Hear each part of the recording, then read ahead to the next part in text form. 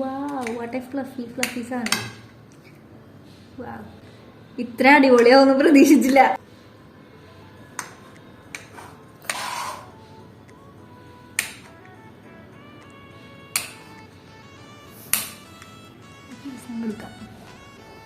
Chocolate ഒക്കെ ഇട്ട് നിറയെ ചോക്ലേറ്റ് ഒക്കെ ഇട്ടിട്ടുണ്ട്.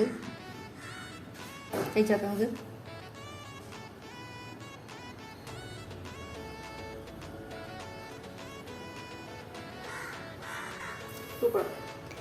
ഹായ് ഓൾ, ഇതാണ് നമ്മുടെ ഇന്നത്തെ താരം. ലുക്ക് കണ്ടാലും പേടിക്കേണ്ട, ഫ്രിഡ്ജിൽ നീ അവസ്ഥയായിപ്പോയി. ലുക്ക് കണ്ടിട്ട് തിന്നാനും തോന്നണില്ല, എന്നാൽ കളയാനും തോന്നണില്ല.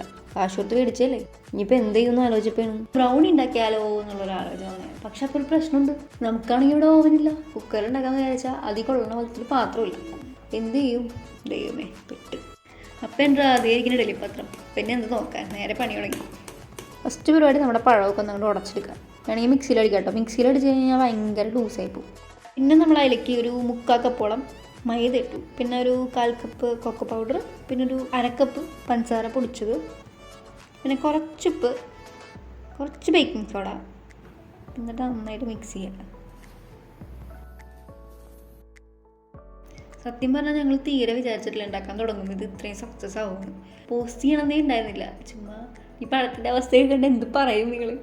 പിന്നെ നമ്മളെപ്പോലുള്ള ആർക്കെങ്കിലും വീഡിയോ ഉപകാരപ്പെട്ടാലോ എന്ന് വിചാരിച്ച് അങ്ങനെ പോസ്റ്റ് ചെയ്യാമെന്ന് വിചാരിച്ചു. ചുമ്മാ ഒരു ഷോർട്സ് നോക്കി. പക്ഷേ അതിന് നല്ല റെസ്പോൺസ് കിട്ടിയപ്പോൾ ഞങ്ങളത് ഞെട്ടിപ്പോയി. സത്യം പറഞ്ഞാൽ നമുക്ക് വളരെ ചുരുക്കം സബ്സ്ക്രൈബേഴ്സ് ഉള്ളൂ. അതിൽ 2 പേര് നമ്മളോട് ചോദിച്ചു ഫുൾ റെസിപ്പി പറയുമെന്ന്. അങ്ങനെയാണ് ഈ വീഡിയോ ചെയ്യാമെന്ന് വിചാരിച്ചത്.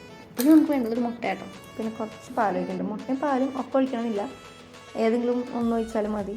നമ്മൾ ചുമ്മാ ഇവിടെ ഉണ്ടായതുകൊണ്ട് ഒഴിച്ചതേ ഉള്ളൂ. പിന്നെ ഒരു 2 സ്പൂൺ എടുത്ത് ഓയിൽ, നമ്മൾ സൺഫ്ലവർ ഓയിൽ ഇട്ട് കൊടുത്തേക്കണം. എന്നിട്ട് മിക്സ് ചെയ്യുക അതൊക്കെ.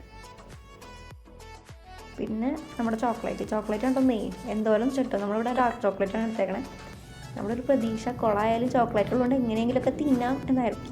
പക്ഷേ ഇതിങ്ങനെ എല്ലാം കൂടെ മിക്സ് ചെയ്ത് വന്നു കഴിഞ്ഞപ്പോൾ നല്ല സ്മെല്ലായിരുന്നു കേട്ടോ. പഴവും ചോക്ലേറ്റും ഒക്കെ കൂടെ മിക്സ് ആയിരുന്നപ്പോൾ നല്ലൊരു സ്മെല്ലായിരുന്നു. അപ്പോൾ ഞങ്ങൾക്ക് കുറച്ചും കൂടി ഓക്കെ ശരിയാവും, സെറ്റാവും സാധനം.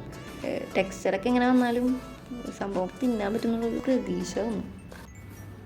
ഇവിടെ നമുക്കിപ്പോൾ മോൾഡൊന്നുമില്ല. നമ്മൾ സ്റ്റീൽ പ്ലേറ്റിൽ കുറച്ച് നെയ്യ് തേച്ചിട്ടാണ് ബാറ്ററിയിലേക്ക് ഒഴിക്കണത്. ഇത് ഇടിച്ച് നോക്കിയപ്പോഴാണ് ഞാൻ ഒരു കാര്യം കഴിക്കുന്നത്. പക്ഷേ കുറച്ച് വാനില എസൻസ് കൂടെ ഒഴിക്കായിരുന്നു.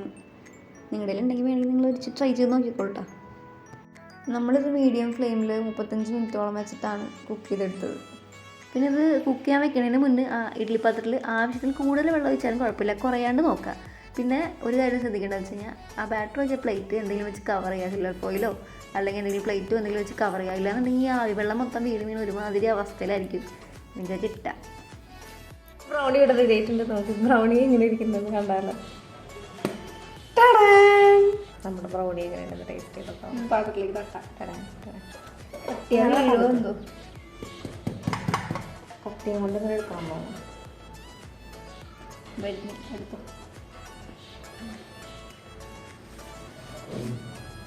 എനിക്ക് തോന്നുന്ന രീതിയിൽ തന്നെ മുറിച്ചെടുക്കാൻ പറ്റും. കുഴപ്പമില്ല ഒന്നും. Yes success. കണ്ടോ നമ്മുടെ ബ്രൗണിയുടെ ബാക്ക് സൈഡൊക്കെ നോക്കി. ശരിക്കും നല്ല രസമല്ലേ കാണാൻ. നല്ല ഭംഗിയുണ്ട് കേട്ടോ കാണാനായിട്ട്.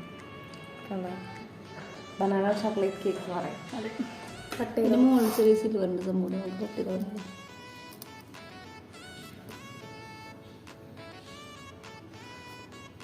സോ ഇതാണ് നമ്മുടെ ബ്രൗണി ഗൈസ്. കണ്ടോ ഫോക്കസ് കിട്ടണ്ട. ബ്രൗണിക്ക് ഫോക്കസ് വരില്ല.